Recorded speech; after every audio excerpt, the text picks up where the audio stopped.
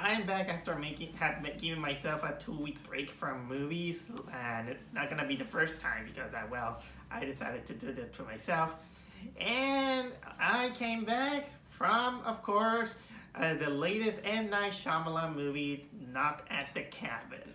And if you know me, I already said many times that I do have a little bit of a love-hate relationship with M. Night Shyamalan.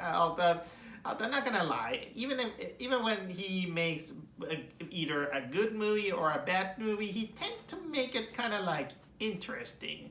Even some of the reaction of people are kind of like interesting.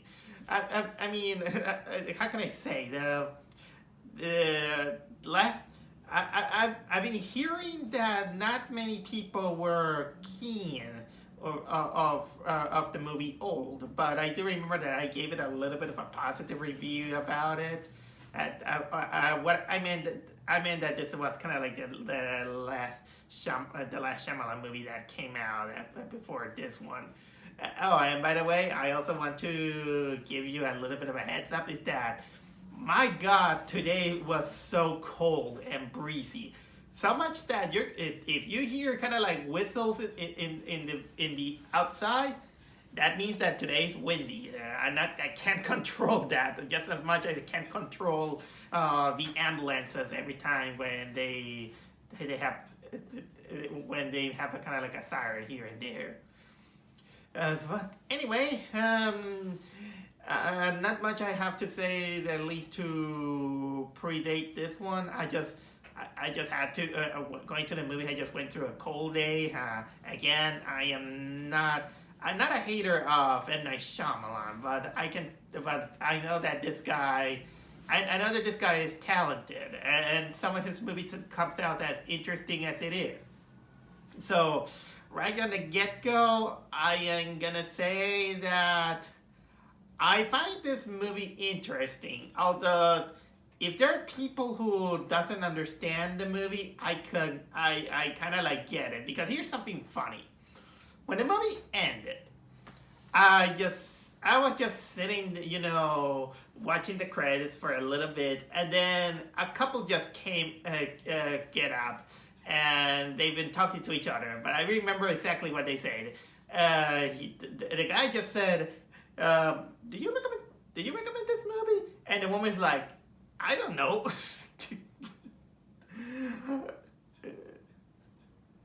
Oh my God. It's pretty funny when you see someone who just see a movie and it comes out like doesn't know if to recommend this movie here or not, I'll say. So let's get on a little bit with my synopsis of the movie, in which the movie is technically kind of like a simple setting. It's about this homosexual couple with their adopted daughter, in which they're vacationing in this log cabin in the middle of the woods, and then Dave Bautista, alongside with 3 other people, comes invading their house, and they say that, hey, you need to sacrifice one of you guys, because if you don't do it, it's gonna be the end of the world. That's basically the premise as it is, and it brings out the chills. It is kind of like a creepy concept. I mean, a home invasion. It's basically kind of like a home invasion movie in which some stranger get into their house. They are carrying weapons, and although in this case, they are basically kind of like forcing to kill one of you guys, or else they're gonna kill themselves. That's kind of that's believe it or not, they kill themselves, and every single moment, and because there's a theme, there's some kind of theme in it in which they say that we must sacrifice, so you have, but still you must choose between one of you or humanity. So it becomes a little bit more insane when one gets killed, and then they put on the TV and they just see kind of like some natural disaster that is happening because they talk about a tsunami or then a pandemic that is kind of a little bit similar to COVID, but worse. And for the first few instances, you kind of don't know if these guys are just making things up, or they're kind of like a cult. They're kind of like a doomsday cult that they just happen to pick these gay couple, and they're just doing it out of spite because there was kind of like there's kind of like a backstory that led up to that. It kind of led up with a bar fight in which they think that it was the Rupert Grint character. Yes, Rupert Grint is in this movie, even though he's not there a little bit too much, but he kind of counts a bit of an impact in this movie. Before I talk too much about the themes, I gotta admit that for a Shyamalan movie, it is pretty good, well acted, and you sympathize also with the characters. The two actors who play kind of like a gay couple are Jonathan Groff and Belle Aldrich. I'm just seeing the names here, and they honestly, in this day and age, I know that a lot of people they're kind of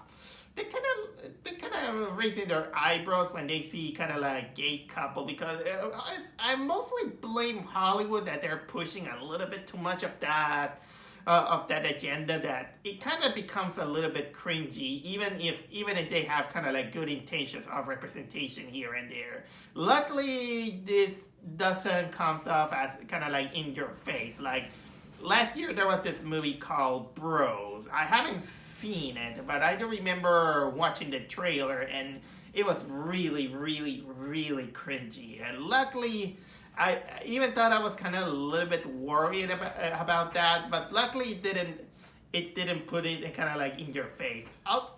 Actually, it kind of goes on a thematical with probably thematical into the movie, but either way, they did a good job as actors. I gotta give it credit also to the little girl. The little girl play Gwen. Gwen. That's the name of the girl, Gwen, and played by the actress. What was her name? Kristen Cui or something like that. In which I really like that they went a little bit of the extra mile, that this character not only is kind of like a lot smarter beyond her years, but if I want to put the representation card a little bit more, this is a character who actually has kind of like cleft. She was born with a cleft palate, and during the most of the movie, you're gonna notice that she had kind of like kind of like a surgery scar here. It's not a big cleft palate thing, but I'm kind of glad that they did something like that, because honestly, I remember that many years ago, I went with my parents to kind of like this program that they were doing in order to organize people. It's a kind of like organization for doctors to comes up with free surgeries for people with cleft palate. And I've seen lots of those people that kind of give me a little bit of a soft spot for these kind of people who suffer these kind of things. Although the little girl, of course, didn't have a kind of like a big cleft palate, but that's besides the case. She did a kind of like a good actress, showcasing a little bit wise beyond her years, but still a little girl. And then we got, of course, the four intruders. Like I said, we got Dave Bautista as kind of like the strong, burly teacher. What else there is? Abby Quinn, kind of like this. She was a Mexican food worker, Nikki Amura Bird as the nurse, and Rupert Grint, who was kind of like desperate, in which apparently he had kind of like a backstory with the other guys. Uh, and if I could say who's the actor who gives the biggest impact, is Dave Bautista, who for a someone who barged into their cabin and technically kidnaps them and trying to persuade them to kill one of them. He was kind of like the most nicest kidnapper it is, and you might sound that, oh my god, these people are kind of like horrible suicide cultists there is, but no, actually these guys come up with kind of like not nice. They're trying to. They tell like, for example, please, you must sacrifice one of you guys because or else the world is doomed. And the other one is kind of like, what the freak with those guys? I don't care. Screw humanity. And you see the faces. They're like, no, we gotta keep persuading them because they don't know. They don't know. We had those visions. But still, they were nice enough to also make a meal and treating the injuries. Even though some of them comes up as, well, dumb. But you know what? This is an M. Night Shyamalan movie in which people does kind of like dumb decisions, or they act kind of like dumb. Like, for example, they were like, I don't have to do this. Don't make me smash your head with this. I'm not gonna kill you, but please, you have to kill yourself. Oh my god. And again, Dave Bautista. I'm glad that he made a movie that I can remember, because the last time I saw him, it's outside Guardians of the Galaxy. It was Army of the Dead, and Army of the Dead, it kind of showed that of his chops, kind of like. I think that he's kind of like a gentle giant. I will say that's the impression that I got with Dave Bautista. And by the way, here comes the game that everyone loves to play, especially M. Night Shyamalan. Guess what's the M. Night Shyamalan cameo? Well, yes, there is. There is a cameo of M. Night Shyamalan. What does he do? He's on the TV. He's on the TV on a cooking infomercial talking about chicken. Yep, that's the M. Night Shyamalan cameo that you're gonna get in this movie. Oof, the wind is crushing now. So anyway, and with this, now I have to go with. Well, cinematography works very well. I'll say it's kind of like very, very common, not very special. Although there are some shots that are interesting. Like, for example, you can see kind of like a target here, and the camera gives out a lot of negative spaces. And that's pretty much it. As well as the pacing, I will say that it is M. Night Shyamalan pacey that. You're just gonna see people talking, a lot of exposition, and you're basically not gonna see much about it. Although they do showcase, like I already said, that there are moments in which they turn on the TV and they're saying, "Here, I'm gonna show you that you guys have to kill yourselves in order to save the world." Or else there's gonna be kind of like these disasters. And the way it was shot, all the catastrophe and all these things, it kind of makes you kind of like skeptical into thinking that, well, what if these guys are legitimately real or not? And the movie kind of gives out kind of like an open book in which how can I say?